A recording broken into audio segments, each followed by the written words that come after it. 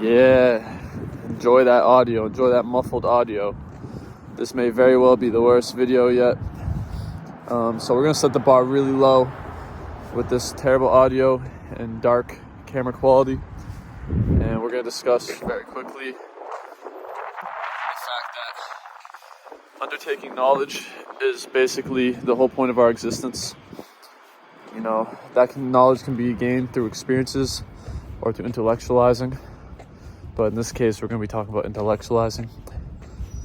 And when we intellectually undertake new knowledge, we do that by listening to somebody else or reading a book or observing, and to narrow it even further, we're talking specifically about listening to other people and the challenges that you need to be aware of when undertaking knowledge, specifically listening to other people and their point of views, is that you will never get a pure nugget of fact from another person, because every single person has their own perspective which filters everything they see in the world.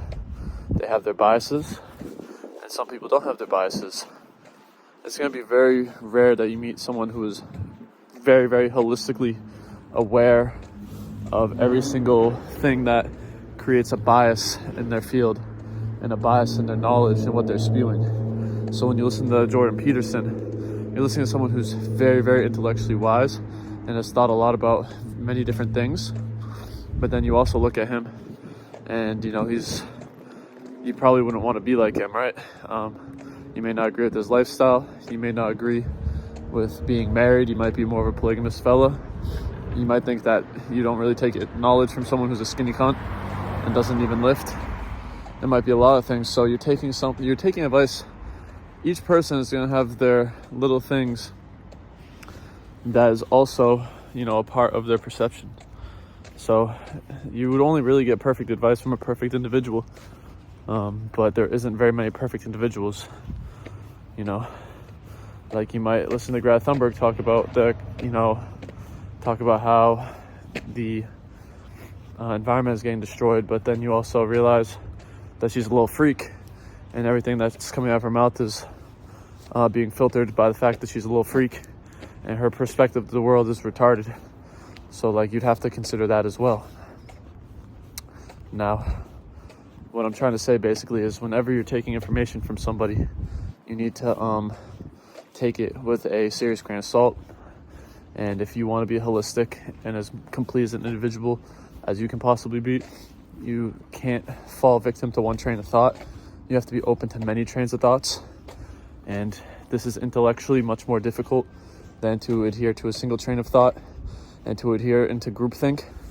And the reason why so much of the population falls into groupthink is because it's easier.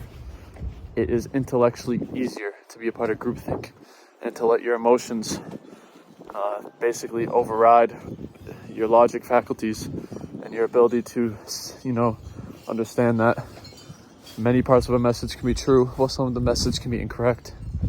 So every time you hear a message, every time you hear information from one source, every time you hear the news, you listen to CNN News or you listen to Fox News, there's a bias and there's a filter and there's something that they're probably projecting.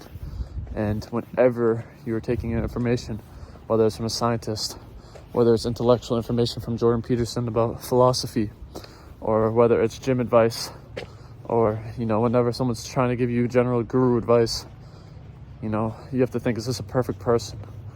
Is everything they're saying, are they narcissistic? There's always a nugget, I've come to realize that there's very few people, there's almost no one you can look to if you're trying to be the most holistic human possible and be as complete as possible and, be as logical and wise as possible. Even when you look at someone like Sadhguru, right? You might say, oh, this guy's so enlightened. But really, do you really want to live like that? Is your idea of a perfect life being like Sadhguru? Then listen to exclusively Sadhguru, my boy. But for someone like me, I recognize the wisdom in his words. I recognize the wisdom in his actions. And I also recognize that I would not want to fucking live like him at all. I wouldn't entertain that, Maybe for a month, I would like to spend But in the end of the day, I don't completely agree with, being that detached from everything else. And I don't agree with vegetarianism. There's a lot of things. So, moral of the story is